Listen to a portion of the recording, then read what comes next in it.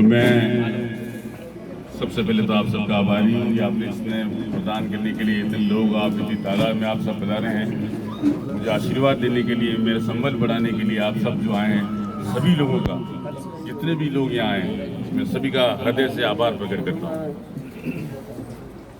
देखिए, 1 महीने से कई तरह की बातें चली, कई तरह की अफवाहें चली। कुछ लोगों ने कहा ऐसा हो रहा है, कुछ लोगों ने कहा वैसा हो रहा है, कुछ लोगों ने कहा ये बीजेपी में जा रहे हैं, कुछ लोगों ने कहा ये नई पार्टी बना रहे हैं। लेकिन हमारी माँ कांग्रेस पार्टी है।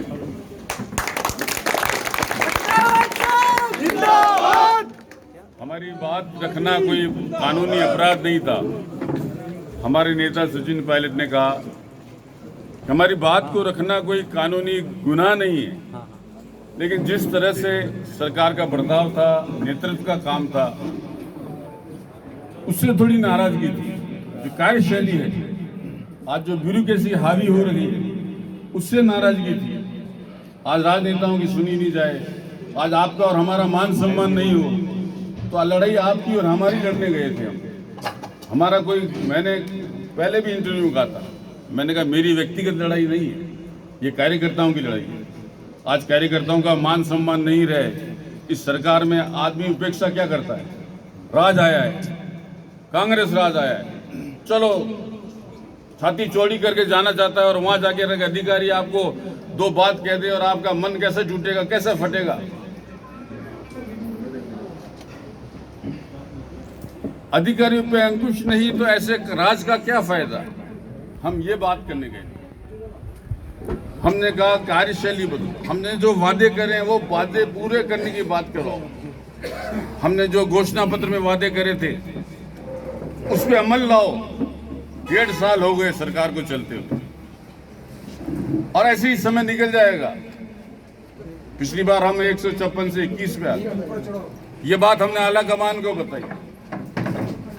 मैंने कहा अगर इसी तरीके से चलेगा राज तो ये कैसे? अगली बार हम तो चाहते हैं हम अभी की लड़ाई नहीं, हम आगे की लड़ाई लड़ने के लिए बात करें। आगे राज कैसे आएगा? हमने ये बात आला कमान को बोली, आला कमान ने बात को समझी। हमने कहा आगे आने वाला समय, अगर कार्यकर्ताओं को आपने इज्जत नहीं दी, कार्यकर्ताओं के काम नहीं हुए, इस सरकारी अधिकारियों के भरोसे आप चले, तो ऐसे ही राज चला तो फिर आने वाला समय आप कांग्रेस को आप देख लें। मैंने कहा मेवाड़ में कांग्रेस की हालत देखिए, जो मेवाड़ कांग्रेस का राज लाता था, ये हालत क्यों हुई?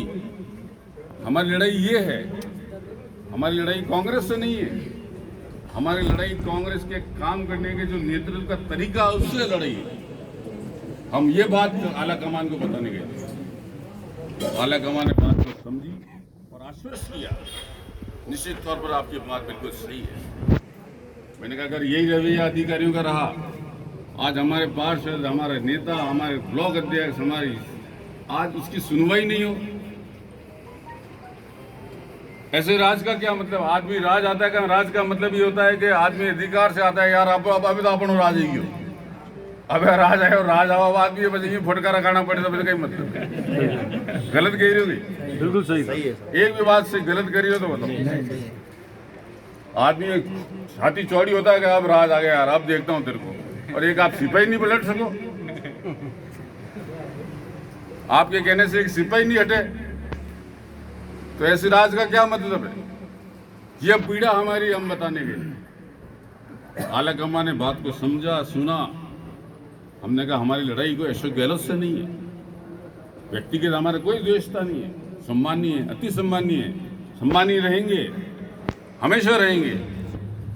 लेकिन जो उनके पास में जो चंडाल चौकड़ी जो है, जिसने घेरा रख रखा है, जो उस घेरे से बाहर आना ही नहीं देती है, मंत्री सुनते नहीं है। मंत्री क्या बेचारे लोग फाइल ले लेके दौड़ते हैं।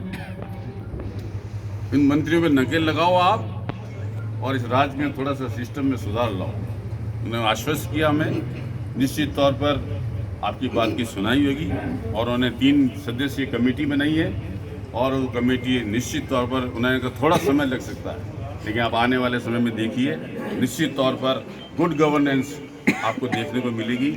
आज कलेक्टर आपको बैठे अपना ब्लॉक अध्यक्ष जाए अंदर, पार्षद जाए, कलेक्टर की औकात है साले की।